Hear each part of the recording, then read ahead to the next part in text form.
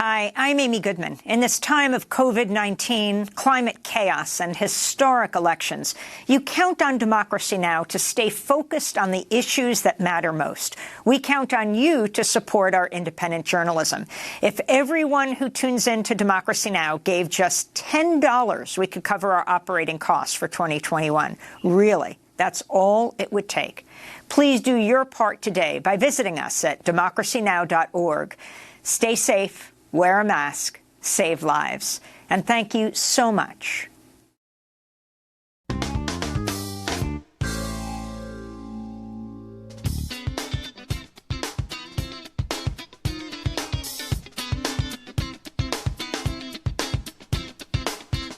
From New York, this is Democracy Now! They was up there like doing whatever they was doing to me, hitting me, throwing me, macing me. My son, the look on his face, like he was petrified. The Philadelphia Police Department treated me as if I was an animal on the street. An animal don't even deserve that. In Philadelphia, a black mother who was attacked with her family by a horde of police officers is speaking out about the harrowing experience. Rakia Young was driving an SUV with her 2-year-old hard-of-hearing son and a teenage nephew when officers descended on the vehicle, broke all its windows, assaulted and arrested Young, pulled her 16-year-old nephew from the car, and grabbed her child. We'll hear Rakia in her own words and speak to her attorney.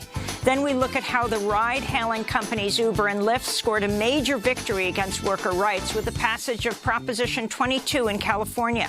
They're now pushing similar measures in other states. With this passage, this law will now exempt drivers like me from basic protections afforded to most other workers in the state. And in the aftermath of this bought and paid for victory, these companies are promising to roll out this model nationwide. And it foretells a grim future for gig workers across the country. We'll also look at other ballot initiatives around the country. All that and more coming up. Welcome to Democracy Now!, democracynow.org, The Quarantine Report. I'm Amy Goodman. The United States confirmed more than 200,000 new coronavirus infections Monday and more than 1,500 new deaths, capping the deadliest week of the U.S. outbreak since April. Nearly 16,000 people have died of COVID-19 across the United States in just the last week alone. Public health officials warn the worst could be yet to come. This is top infectious disease expert Dr. Anthony Fauci. What we have now is a challenge ahead of us of the bleak months of December and January, where we have a baseline of infections that literally is breaking records every day with regard to number of infections, number of hospitalizations, and numbers of deaths. The numbers are really stunning. We can do something about it, but that something right now is public health measures. U.S. hospitalizations are at a record high, with more than 102,000 COVID-19 patients filling beds. Intensive care units and hospitals from coast to coast are rapidly filling to capacity. New Mexico's governor warns doctors may soon have to ration care. Executives with the drug makers Pfizer and Moderna have declined an invitation to meet at the White House today for what President Trump is billing a vaccine summit. The event appears to be an effort by Trump to pressure the Food and Drug Administration to rapidly approve the drug company's COVID-19 vaccines. The FDA is currently reviewing data from Pfizer's clinical trials and could allow emergency use of its vaccine by the end of the week. This comes as the New York Times reports the Trump administration turned down an offer by Pfizer last summer to lock in supplies of its coronavirus vaccine, giving other countries a chance to get in line ahead of the U.S. for the drug's limited initial supply. This morning, the United Kingdom began administering its first doses of Pfizer's vaccine to elderly residents. 90-year-old grandmother Margaret Keenan was first in line. I'm happy it's happened, and now I've done it, and hopefully it'll help other people to come along and do as I did, you know, try and do the best to get rid of this terrible thing. The second person who is given the vaccine was named William Shakespeare. Meanwhile, there are new questions about the rollout of vaccines in the U.S. The Wall Street Journal reports Pfizer expects to ship half as many doses of its vaccine as planned in 2020. And the medical news site Stat reports frontline U.S. healthcare workers think the Trump administration's pledge to vaccinate 20 million people in December seems unrealistic. On Capitol Hill, the Senate Homeland Security Chair, Wisconsin Republican Senator Ron Johnson, has invited members of a fringe medical association to testify on the coronavirus pandemic. The lead witness, Dr. Jane Orient, has expressed anti-vaccine views and has pushed the use of hydroxychloroquine, the anti-malaria drug once promoted by President Trump, which can cause heart rhythm problems, and showed no benefit in treating COVID-19. Another witness testifying today, Dr. Ramin Asqui, has falsely claimed masks and social distancing don't work at combating the spread of coronavirus. In economic news, Congress is poised to pass a spending bill to avoid a government shutdown as negotiations continue for emergency coronavirus relief. Senate Republicans have offered a limited $908 billion coronavirus relief bill that's far short of the more than $3 trillion stimulus package passed by House Democrats in May. Vermont Senator Bernie Sanders is warning other members of the Democratic caucus not to support a Republican-backed measure that would shield corporations from liability if they expose workers or customers to COVID-19. Meanwhile, the Washington Post reports millions of people who lost their jobs during the pandemic will owe an average of over $5,800 in back rent and utilities by January, as debt to landlords could reach a total of $70 billion after a federal moratorium on evictions expires December 31st. This comes as housing and economic justice activists warn of mass evictions. President-elect Joe Biden's reportedly preparing to pick retired General Lloyd Austin to be his Secretary of Defense. If confirmed, Austin would become the first African-American to head the Pentagon. Austin's the former chief of U.S. Central Command, where he oversaw U.S. forces in Iraq and Syria. After retiring in 2016, he joined the board of Raytheon, became a partner in Pine Island Capital Partners, a venture capital fund focused on military-related companies. General Austin will need a legal waiver from Congress to take the position due to laws designed to preserve the civilian control of the military. The selection of Austin is being seen as a victory for anti-war groups who fought against the possible selection of Michelle Flournoy as defense secretary due to her past support of wars in Iraq, Libya, and other countries. CNN reports President Trump called the Speaker of Pennsylvania House of Representatives multiple times over the past week, asking him to overturn the results of the 2020 election. It's at least the third state where Trump has tried to have lawmakers ignore the will of voters in order to send an alternate electoral college slate to formally pick the new president in January. Trump remains unsuccessful in his effort. Today is the so-called safe harbor deadline for states to certify their election results. On Monday, Georgia's Republican Secretary of State recertified Joe Biden's win after a recount requested by the Trump campaign. Gabriel Sterling, Georgia's voting implementation manager, blasted Trump's legal team for spreading selectively edited videos, falsely implying election workers had rigged the election. What's really frustrating is the president's attorneys had this same videotape. They saw the exact same things the rest of us could see, and they chose to mislead state senators and the public about what was on that video. Nearly 1,500 lawyers from around the U.S. have signed an open letter to the American Bar Association condemning Rudy Giuliani and other Trump campaign lawyers for subverting democracy, saying they could be disbarred for violating their oath to the U.S. Constitution. The lawyers write, quote, "A license to practice law is not a license to lie," unquote. Giuliani was hospitalized with COVID-19 Sunday after he consistently refused to wear a mask or practice social distancing in multiple public appearances around the United States. Both chambers of Arizona's state legislature and Michigan's House of Representatives have suspended work following Giuliani's positive test after lawmakers came in close contact with Giuliani and his team. Michigan's Secretary of State says dozens of armed Trump supporters gathered outside her home Saturday evening demanding she overturn Joe Biden's electoral win in Michigan. Jocelyn Benson says she was putting up Christmas decorations with her son when the armed group began making loud and threatening demands that she, quote, stop the steal, unquote, echoing rhetoric spread by President Trump. Benson spoke on CNN Monday. As someone who started my career investigating hate groups and hate crimes, I've seen firsthand how hateful words and rhetoric, particularly from leaders in positions of power, can lead to hateful actions by followers. In October, the FBI arrested over a dozen far-right militia members accused of plotting to kidnap and murder Michigan Governor Gretchen Whitmer.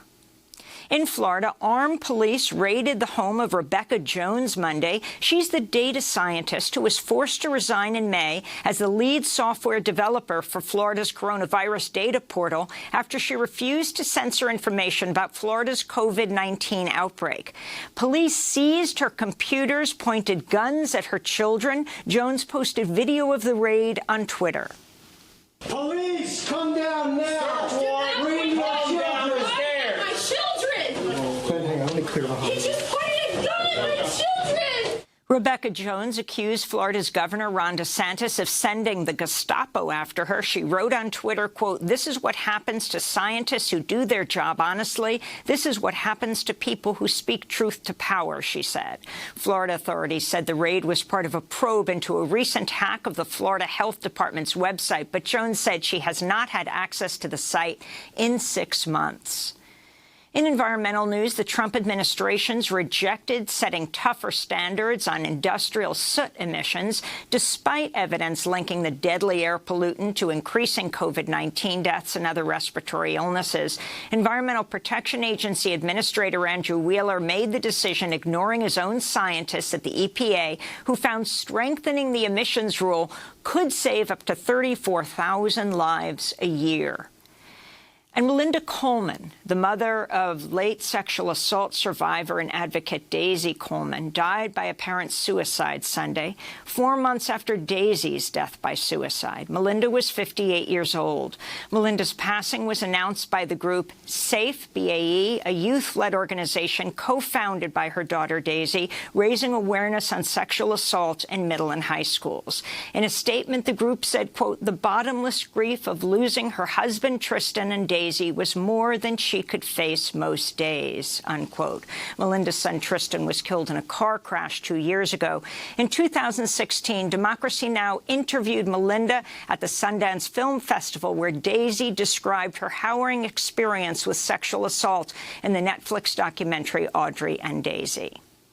I'm really proud of her. I think she's been incredibly strong, and I just think she's a great person, and I'm so happy she's in my life, and she's my hero. To see our full interview with Melinda and Daisy Coleman, you can go to democracynow.org. They have both now died by suicide. And those are some of the headlines. This is Democracy Now!, democracynow.org, the Quarantine Report. I'm Amy Goodman in New York, joined by my co-host Juan González in New Brunswick, New Jersey. Hi, Juan. Hi, Amy, and welcome to all of our listeners and viewers across the country and around the world. Well, we begin with a horrific story, a warning to our listeners and viewers. The next segment contains graphic images and descriptions of police violence. As we go to Philadelphia, where a black mother who was attacked with her family in October by a horde of police officers is speaking out about the harrowing experience. Rakia Young was driving an SUV with her 2-year-old son and teenage nephew on October 27th, as the city was engulfed in protest over the police killing of Walter Wallace Jr., a black man having a mental health crisis earlier that day. But Rakia Young didn't yet know about that killing. She was just trying to get her nephew and son home when she took a turn down a one-way street, unknowingly driving straight into a throng of police in riot gear. As Rakia tried to turn the car around and leave the dangerous scene, the officers descended on her SUV, broke all its windows, and assaulted and arrested her. This is Rekia Young in her own words describing the attack to the Philadelphia Inquirer in a recently published video interview. Once I got close enough to see the cops, I stopped. Like, I stopped right there. I was trying to turn around, but it was like people who came inside the street. It was up there throwing stuff at the cops. Next thing you know, the cops started charging, started running. My nephew was saying, lock the doors, because they was banging on the car, saying mean things. Turn this effing car around, and get out the effing car. And they had yanked my door open, but by the time they had busted the back window, they pulled me out the car, and they busted the other window. I was up there yelling at them, like, my son is in the car, my son is in the car. And once they bust that window, they had woke him up. And they was up there like doing whatever they was doing to me. Hitting me, throwing me, macing me. My son, the look on his face, like he was petrified. Petrified. Rekia Young was then separated from her 2-year-old child and held for hours.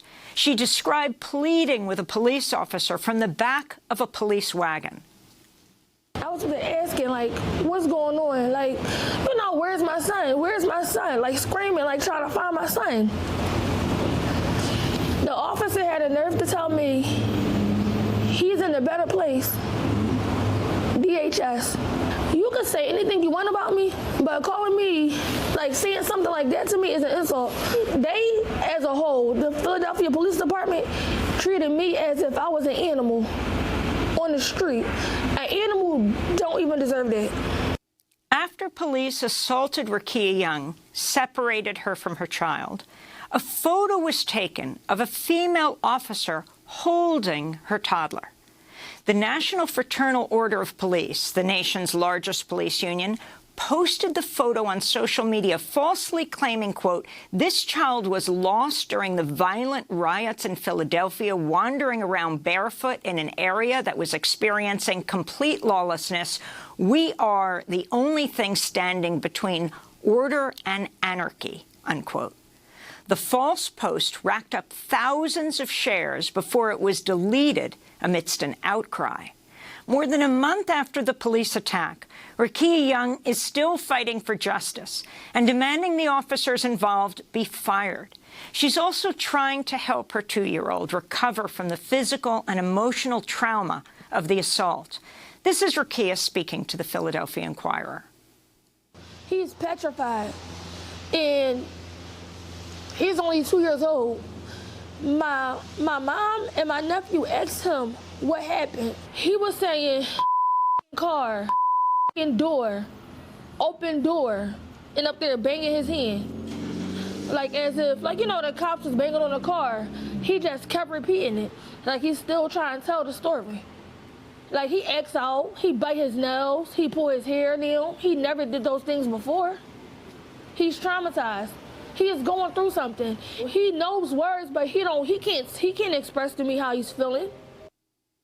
Rekia's little 2-year-old is hard of hearing and wears hearing aids. When the police impounded her SUV, they did not have access to the hearing aids for weeks. Well, for more on this disturbing police assault and what's happened since that night, on October 27th, we go to Philadelphia, where we're joined by Kevin Mincy, Rekia Young's attorney. Kevin, welcome to Democracy Now! Thank you so much for joining us. It is such a horrific story. If you can tell us what the police explanation for this is, what they're doing, and how Rekia is dealing with her child who is so traumatized at this point. Yes, Amy, good morning, and thank you for having me. The police have not offered an explanation as to why they acted the way they did that night. They've responded instead with a police investigation into Rekia. They held her vehicle after losing her vehicle, not knowing where it was for several days, according to what they told us. And when they finally recovered it 3 or 4 days later, none of her belongings were inside. The hearing aids were gone, her purse, her wallet were gone, and the car had even more damage than when she last saw it after they had smashed out all the windows. So the police response has quite frankly been unsatisfactory. disappointing and really insulting to Miss Young and her son, because Miss Young committed no crimes and had done nothing wrong that night. Well, Kevin Mincy, what do you understand from the police version is the reason why they stopped her in the first place? Clearly, as she was just happened to be driving through the neighborhood. There has been no explanation. The only thing that they even tried to do is kind of workshop a story where they were going to accuse her of trying to assault a police officer. That was done after they had taken her into custody. When Rakia was in the hospital and being held at police headquarters, on her wristband it said it referenced assault on police. But you can see from the videos that were taken that night that Rakia's car never moved that night. When she came down Chestnut Street and started to turn around, she stopped right there. She didn't back up because there were people behind her. There were people running towards her. She didn't do anything to try and assault an officer. And that's ultimately, I think, why they ultimately chose not to charge her criminally, because they had no evidence to support such a charge. And could you talk about how her family eventually found and were able to locate her child? Sure. Well, fortunately for Rakia, there were two young women who were in the back of the paddy wagon with her that night, and one of the women still had her cell phone on her, incredibly. And so Rakia was able to get the young lady to call her sister. And Rakia was able to tell her sister and her mother then what happened out there on 52nd Street that night. And then her mother and her sister went out to 52nd Street to question the police. At first, the police acted as though they didn't know what they were talking about. And eventually they directed Rakia's mother and sister to 15th Street, which is about 4 miles away from where all this happened. And 15th and JFK, to be exact, which is near where the Department of Human Services is here in Philadelphia.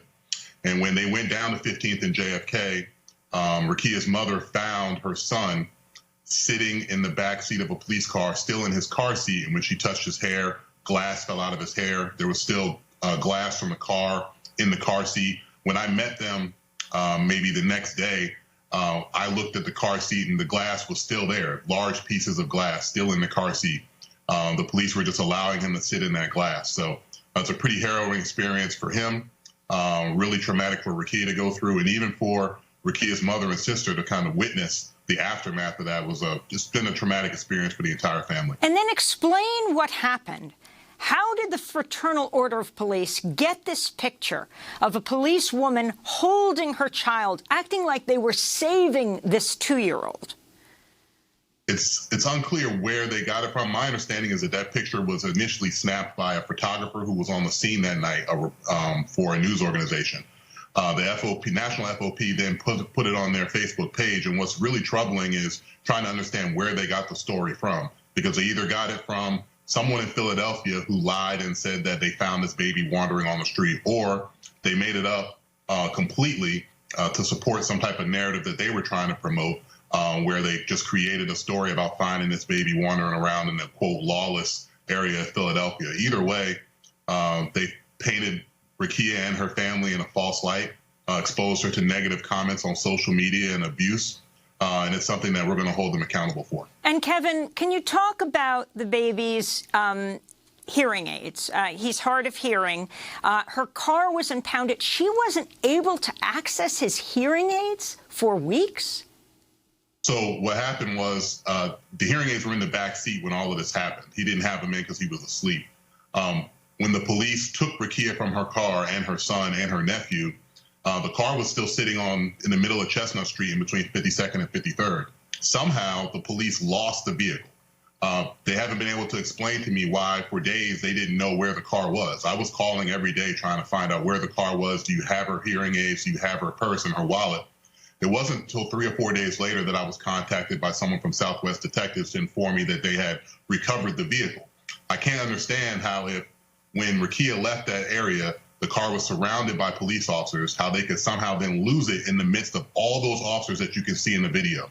So they basically either left her vehicle on the street unattended and allowed it to be stolen and then joy rode around the city until someone decided they didn't want to drive around in it anymore, or they kept it for a number of days, were dishonest about where the vehicle was, and still have not returned the items that were inside of it. We don't know the answers yet. Also, could you put what happened to your client in the context of what was actually going on that night? It was a protest that had broken out in response to the police killing of Walter Wallace Jr., who was shot while having a mental health crisis. Could you put that in context, and also your assessment of the response so far of Mayor Kenney and the police commissioner of Philadelphia? Well, obviously there was a lot of tension in the streets that night. This is 7 or 8 hours after the police have killed Mr. Wallace in that area of the city. And so, and this is also after maybe 6 months prior to that, they had tear gas the West Philadelphia neighborhoods and had tear gas and shot rubber bullets at protesters on Interstate 676 of Center City. So the world was watching the police response that night in Philadelphia in particular, just due to their past behavior in similar circumstances. And this is how they responded. 8 hours later, they're smashing the windows out of a single mom's vehicle and dragging her away from her child and separating her. And then as far as, response from the mayor or the police commissioner, as far as I know, there has not been any. We have not heard anything from the mayor, from the police commissioner. We've had some informal conversations with some lawyers from the city, but no apologies, no acknowledgement of wrongdoing. Instead, like I said, the police initiated a criminal investigation into Rakia and her conduct that night. So they're still trying to justify, for some reason, these unlawful acts, and have yet to acknowledge that they were wrong. And Kevin Mincy, can you talk more about how Rakia, her 2-year-old boy, her 16-year-old nephew, who she had simply gone to pick up that night, how they're coping with the trauma that they've experienced? It's an extremely difficult thing to deal with. You go from being someone who's living their life in almost in an anonymous fashion to now you're streaming on everybody's cell phone and computer and becoming the subject of internet debate and social media commentary. Now, then set aside that part and then talk about the actual physical injuries that all of them suffered. Rakia's son had a large welt on his head when you look at some of the pictures that were posted online by the National FOP. She had internal injuries. Her nephew had broken bones in his hand. So there is a slow recovery from the physical injuries and an even slower recovery from the emotional trauma that they're going to be dealing with probably for the rest of their lives. And your demands of the police? The officers need to be held accountable. I think there are up to 5 officers now who have been placed on desk duty. I saw way more than 5 officers either involved in the destruction of Rakia's property or ignoring the conduct of the other officers and not stopping those officers from doing that. So more officers need to be held accountable. I will join in Rakia's request that the officers involved be fired. They certainly do not deserve to have the trust placed in them to protect and serve our communities. And finally, Juan, you have covered issues of police brutality for years. Talk about what this reminds you of. Well, Amy, this is eerily reminiscent of a story that I uncovered actually almost 30 years ago. It's amazing how the more things change, the more they stay the same.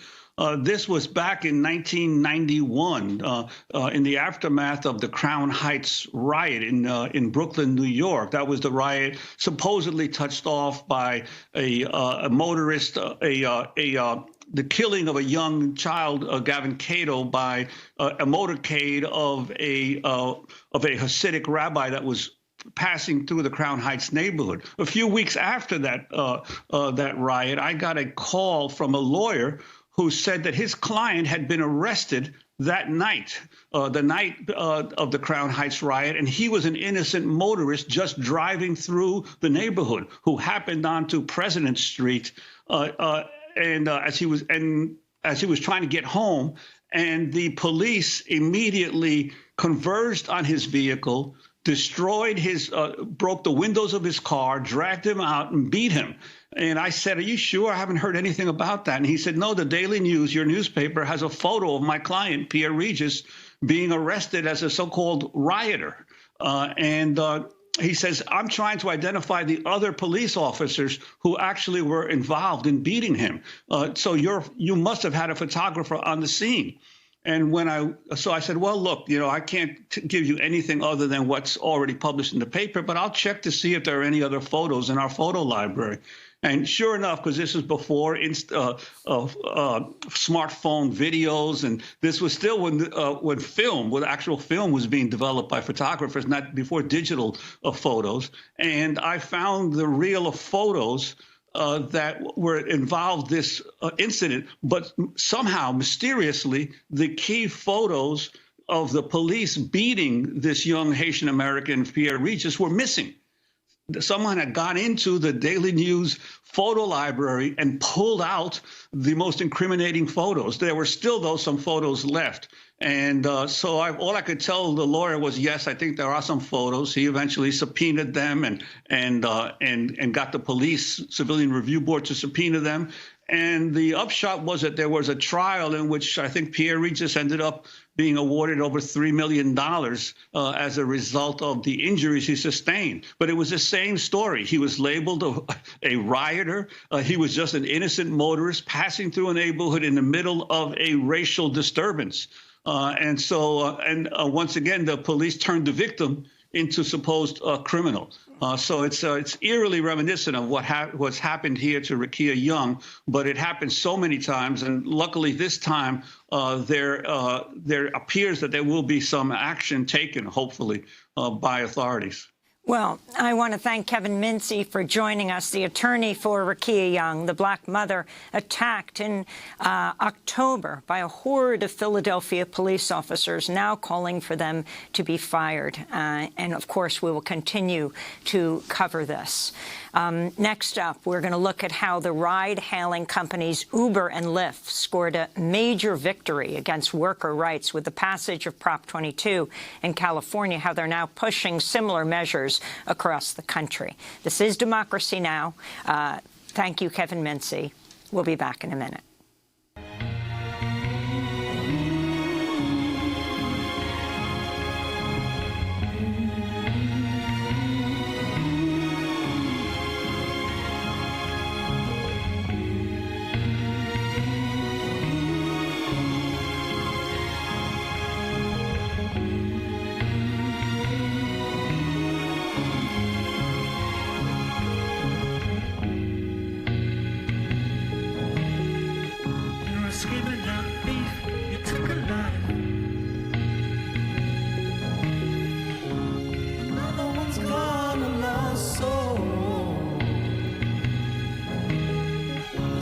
Marching in the streets every night.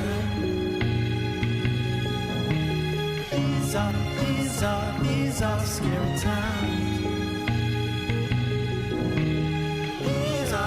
times. These are scary times.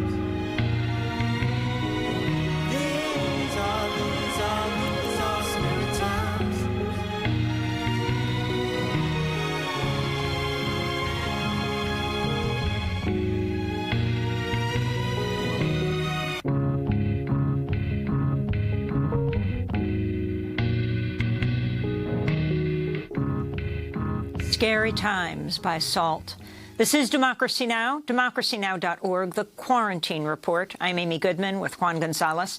As we look now at how ride-hailing companies Uber and Lyft scored a major victory against worker rights in the election with the passage of Prop 22 in California, and how they're now pushing similar measures in other states.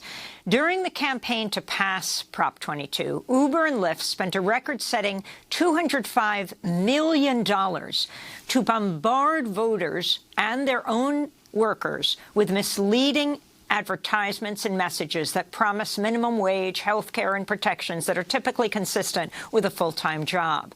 One ad appropriated the words of the legendary poet Maya Angelou, as it showed images of black and brown workers getting ready for their morning drive to pick up passengers. Lift up your eyes upon this day breaking for you. Give birth again to the dream. Women, children, men, take it into the palms of your hand. Mold it into the shape of your most private need. Sculpt it into the image of your most public self. Lift up your heart. Each new hour holds new chances for new beginnings. One survey of California voters who voted yes to Prop 22 showed 40% thought they were supporting gig workers' ability to earn a living wage. But the measure will actually stop gig workers from being eligible for job protections and prevent them from accessing the benefits of being on the payroll, such as contributions for Social Security and Medicare benefits and overtime pay. Prop 22 overrides AB 5, a major labor law passed in California in 2019 that extended employee classification to gig workers. Now, critics worry the proposition could have dire implications for labor rights across the country. The proposition was also backed by DoorDash, Instacart, and Postmates, which Uber now owns. It was also pushed by Tony West, the brother-in-law of Vice President-elect Kamala Harris, who's Uber's chief legal officer. For more, we go to California. In Oakland, we're joined by Sherry Murphy. She's a Lyft driver and organizer with Gig Workers Rising. She wrote a piece for The Guardian headlined, "Uber Bought Itself a Law. Here's why that's dangerous for struggling drivers like me." And Veena Dubal joins us, professor of law at University of California, Hastings, who writes extensively about the gig economy and says during the campaign for Prop 22, she was one of many critics subjected to online and offline attacks, including a massive Public Records Act request for her emails and text messages from one of the campaign's PR firms. We welcome you both to Democracy Now! Sherry Murphy, let's begin with you. You're a Lyft driver for a few years. This was billed as a way to bring financial security to people like you. Is it financial security that you're in fact getting? Or do you feel that this is subverting your ability to make a living and be secure? Amy, thanks for having me. As you mentioned, along with Lyft, Instacart, DoorDash, and Postmates, these app companies spent more than over $200 million. Some say $220 million, the most spent in any ballot campaign in U.S. history to purchase Proposition 22 in California. And with this passage, the law will now exempt drivers like me from basic wage and labor protections afforded to most workers in the state in the middle of a pandemic and recession. And because of that, we will be afforded no paid sick leave, no family leave, no workman's compensation, no unemployment insurance, no overtime, and no protective equipment in the middle of a pandemic. Most of the drivers are communities of color. 56% of them are immigrants. No protection from discrimination based on immigration status or historical traits to race. And Sherry Murphy, what's your response to what these companies are constantly promoting in their advertisements, that these kinds of jobs offer a freedom and flexibility that normal workers would not be able to have, a way to realize your economic dreams? So these billion-dollar corporations can afford to provide workers with flexibility and benefits, like I mentioned, unemployment insurance, and there's nothing in the law that has taken away the driver's flexibility.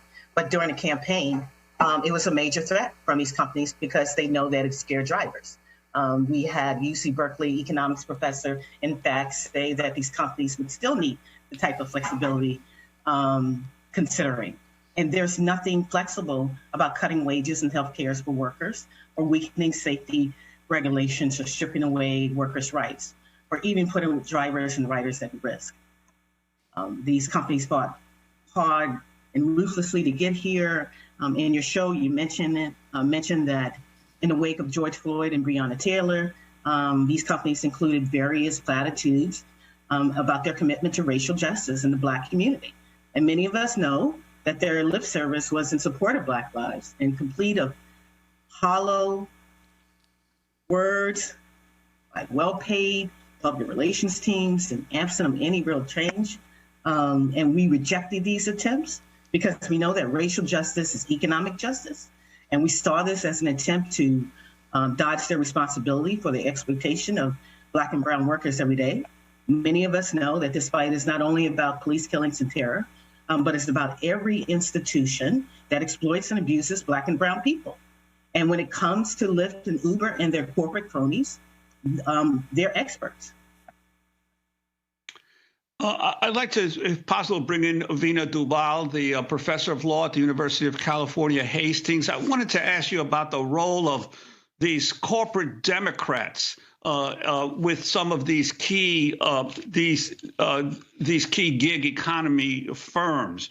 I think of, for instance, David Plouffe, who used to be one of Obama's closest friends and aides, who first went to work for Uber and then eventually left Uber and went to work for Mark Zuckerberg's charity. You also had Anthony Fox, the former Obama Secretary of Transportation, who became a top official at Lyft. There's Matthew Wing, who was a spokesman for Andrew Cuomo, who also became the spokesman for Uber. All of these corporate Democrats, top aides, going to work for these firms in the gig economy. Yeah, it's striking that the law that is probably the most dangerous law to workers that we've seen since Taft-Hartley, that it was architected and heralded by corporate Democrats and not Republicans. It is a far-right law. The way that it was passed was anti-democratic. It is extremely, extremely dangerous to the future, poses an extremely danger to American workers. And yet, you are exactly right that the people behind it, including Tony West, who is now being, potentially considered for Attorney General, were corporate Democrats. So can you talk, Professor Dubal, about what you think was most misleading about this campaign? I mean, 58% of Californians voted, or those who voted for it. And talk about it being used as a model. You see this as one of the most serious attacks on labor in all of your studying of labor law in the United States. Yes. So the reason that it is such a huge attack on labor is because it dismantles. It's this corporate fantasy that they've been trying to accomplish, for the past century. It dismantles all of the New Deal protections. Workers no longer have access to a minimum wage, to overtime compensation, to unemployment insurance, to workers' compensation, to all the things that we know, the very limited protections that working people have in the United States. Those are all completely gone. And these are the workers who most need those basic protections. As Sherry articulated, these are low-wage, mostly people of color workers. During the campaign, and I should say, these $200 million they were spent on a variety of things, but they were mostly spent on bombarding the California electorate, or the voters of California, with misleading advertising on YouTube, on Facebook, on Instagram, on, even when you were searching on Google, sort of the ad that popped up, emails, in-app messages. I mean, just constant bombardment of messaging that was just inaccurate. In California, it is legal to be misleading in political advertisements. And probably the most misleading thing that I saw was that the advertisements alleged that workers would be making a minimum wage. And that is the most important thing for your viewers and listeners to understand about Prop 22 and the danger that it poses, is that it takes away access to a time-based minimum wage. So people are no longer getting paid for all the time that they work. They're only getting paid when they have an assignment. So all of the risks and liabilities traditionally associated with doing business are now on the workers themselves. Drivers like Sherry cannot therefore predict how much they will make in a given day or a given week. It is at the whim and whimsy of both demand and the corporations themselves.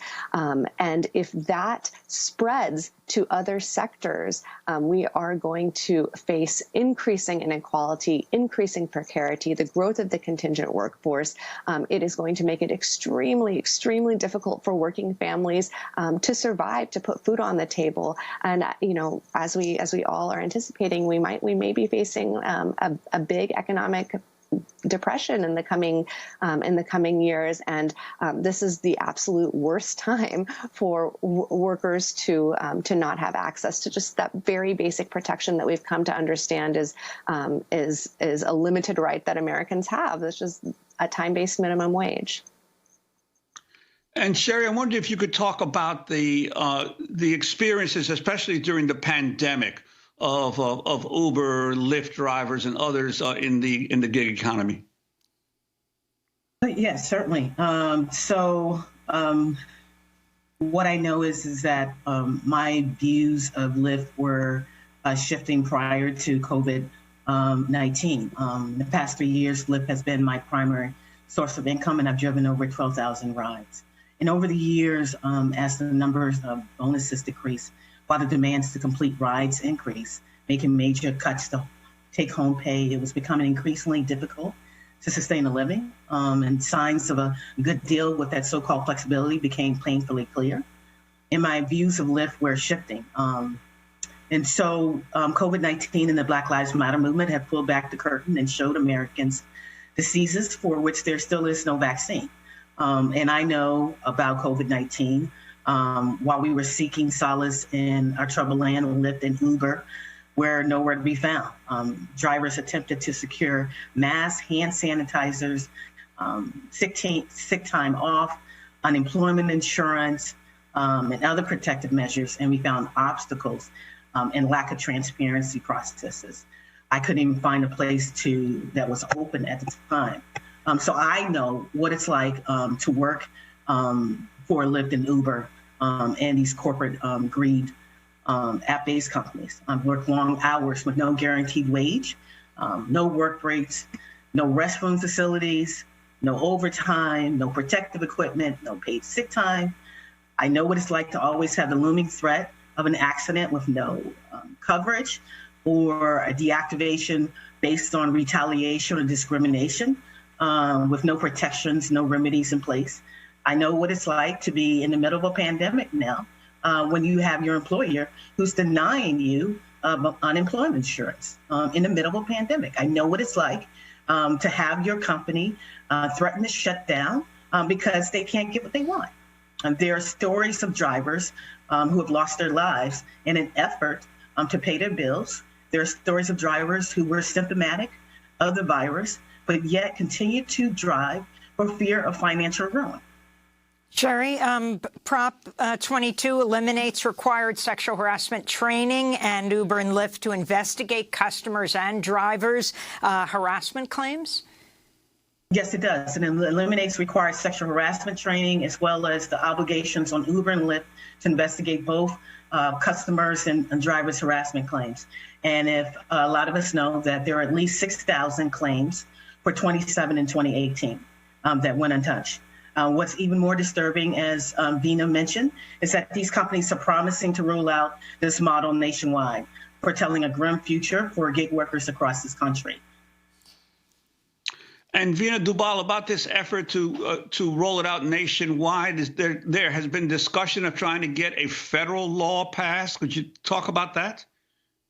Yeah, they have announced that they are ready and willing to take this really dangerous law to the federal level. They are already trying to replicate it in a number of states, including New York State.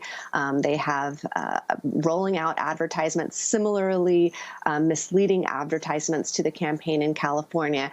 And you know, over the past, since Lyft hit the streets of San Francisco in 2012, 2013, over the past 7 years, almost a decade, they have at the company's behest, a number of bills have been written and even introduced to do exactly what Prop 22 does, which is create a substandard category of worker under the U.S. law. And I think they have a blueprint now. They got this passed in California, and as we all know, what happens in California tends to spread all over the country and even the world. And so I think that we are going to see a flood of misinformation in states and on the federal level about what gig work is, the kinds of benefits benefits supposedly that it offers. We're going to hear a lot of dishonest representations of what freedom and flexibility it offers and how people need this work. And it's so important for people to understand, for voters, for Americans to understand that this law takes away all of the hard-won protections that workers have. We are at a point in technology and history where we should be expanding workers' rights, and instead we have this law has completely stripped them away. And Veena Dubal, in just 30 seconds, if you can explain what happened to you as you campaigned against Prop 22, the mass investigation that was done of you. Yeah, I had extreme forms of harassment from the PR campaign, which is, again, this proposition, it passed as a result of disinformation and harassment. It was very Trumpian in that sense. I got massive text and email Public Records Act requests. I was constantly harassed online and offline. Someone put my home address up on Twitter. I was doxxed. It was, a lot of misinformation on the right-wing blogosphere. It was really something. It was, they were scared of what I had to say, and I will continue to say it, because if this spreads past California, we are headed for an even worse situation of inequality than we are already experiencing. Finally, Professor Dubal, we at Democracy Now! Wanted to extend our deepest condolences to you on the loss of your brother, Sam Dubal, the University of Washington anthropology professor. He's been missing since early October, when he embarked on a solo 17-mile overnight hike on Mount Rainier in Washington state. If friends and family say he'll be remembered for his deep commitment to anti-racism in medicine. In late October, you tweeted a photo of your family saying, quote, "We carry your prayers, thoughts, and good wishes for Sam Dubal as we begin to grieve and celebrate his remarkable life and kind soul. After a thorough search, the outer limits of time for survivability of past, our deepest gratitude to all, including the brave searchers and community." Your brother was an amazing researcher, anti-racist academic. If you want to share a few final thoughts about your brother. So kind of you. He would be so honored to have his name mentioned on Democracy Now! Sam was the kindest, most brilliant, most dedicated, ethical researcher, friend, community member, advocate that I have ever met in my life. He was truly had the spirit of social justice, lit his life and lit his soul. He loved Democracy Now! He loved you, Amy Goodman, and Juan González, and we miss him so very much. I will do everything I can with every day of my life to continue his spirit and to work in his memory, and that includes fighting this kind of economic injustice and inequality. Well, Veena, thanks again, and again our condolences to everyone in your family. Thank you very much. Veena Dubal, law professor at the University of California, Hastings, who writes about the gig economy, and Sherry Murphy, Lyft driver with Gig Workers Rising. Well, next we will continue to look at ballot initiatives around the country and the historic vote Friday by the House to decriminalize marijuana at the federal level. We'll be back in 30 seconds. Sunshine, made me. Lately life been crazy. Your eyes tell all. We outside with it. Your call. Move me, need me. Care about it. Breathe deep. You see what I miss. Holding on to you with a tight grip. Light lit, no cap. Heart spilled all over the floor, man. Tongue out, I don't know how to hold that. Nowadays, I don't really want to hold back. Yeah, saw it on where it hurt. Hit him Aim Where It Hurts by Papa Rod. This is Democracy Now! I'm Amy Goodman with Juan González. In a historic move, the House of Representatives voted Friday to decriminalize marijuana at the federal level and expunge nonviolent convictions for marijuana-related offenses to, quote, address the devastating injustices caused by the war on drugs, unquote. Next year will mark half a century since President Richard Nixon declared drugs, quote, public enemy number one. The MORE Act also authorizes a 5% sales tax on marijuana products to be reinvested in community grants and programs, including job training, legal aid, and substance abuse treatment for communities that were disproportionately targeted by the war on drugs. This comes as Arizona and New Jersey voters approved ballot measures last month to legalize the possession and use of recreational marijuana for adults aged 21 and up. In South Dakota, voters approved both medical and recreational marijuana. For more on this and other key ballot initiatives that passed this election, we're joined again by Ronald Newman, National Political Director for the American Civil Liberties Union. We don't have much time, Ronnie, and thanks so much for joining us. Why don't you start on the marijuana legislation, both in the House and these ballot initiatives around the country? Absolutely. Thank you, Amy. Very good to be here this morning. You mentioned historic. That is the key fact to highlight about the vote in Congress. Never before has Congress passed a legalization bill of this nature. You also mentioned some of the key elements that came in that legislation, and those are elements that we as an institution care quite a bit about.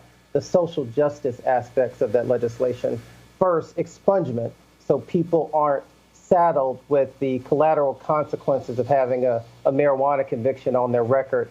In addition to that, the reinvestment provisions that try to ensure that tax proceeds are funneled back into communities that have been destroyed over the last 50 years by the misguided war on drugs. That action in Congress was a really big deal. There's more to do. We still need to make it through the Senate, and that will take some time, but that's good news. And the trend line is also strong. You mentioned the ballot measures in blue states, in purple states, in red states. We are developing a collective consensus that we need not throw people behind bars for use of marijuana, and we should be happy about that progress. And could you give us a sense of the scope over these last 50 years? Are there numbers on the number of people who were arrested for marijuana-related crimes? We are talking millions of people. Even today, even after the progress that we've made, 500,000 people are arrested every year for marijuana possession. And these arrests and convictions have consequences that stick with people for a lifetime. This misguided approach to drug use has hurt millions of people, and we must aggressively move beyond it. And it is important to also note that it's had a disproportionate impact on communities of color. Again, even today, Black people are 4 times as likely to be arrested for marijuana possession, even though study after study has demonstrated the usage rates are roughly the same between Black people and white people. So the damage has been significant. And can you talk about some of the surprises and how states voted? I mean, we're talking Oregon, Arizona, New Jersey, Montana, South Dakota. What surprised you most, and how will it change the laws in these states? Yeah, so the cross-ideological and sort of bipartisan support for this direction is the most promising and most surprising piece. I mean, take a state like South Dakota, where Trump won handily. 60% of the population voted for Trump, but they also voted pretty convincingly to legalize marijuana. So there's a cross-ideological consensus there. Montana, same story. Up and down the ballot, conservative Republican candidates won in the race for the president, in the race for governor, in the race for Senate. But despite that, marijuana legalization passed convincingly. And so that is important, and that shows that the country as a whole is moving in the right direction. I would like to take a quick second on Oregon, because that is historic and precedent-setting in a different, especially unique way. For people that don't know, in Oregon, the voters passed a ballot measure that decriminalized drug possession for all drugs, not just marijuana. But the population of Oregon made a collective judgment that for people engaged in low-level drug use, regardless of the drug, the best, most reasonable, most appropriate response is treatment, not prison. And that also is a philosophical corner that we're turning as a people that is something to be proud of. So what we need to do now is we need to take Oregon to other states. And when we're having this conversation 5 years from now, have Oregon be the default as opposed to the, one-of-a-kind event that happened this electoral cycle. We want to thank you, Ronald Newman, for joining us. And we're going to talk to you after the show and post it online about the right to counsel for people who are facing eviction in Boulder, Colorado. Also, we want to talk about low-wage jobs and what happened with legislation there. Ronald Newman, ACLU National Political Director. A very happy birthday to Carla Wills. I'm Amy Goodman with Juan González. Stay safe. Wear a mask.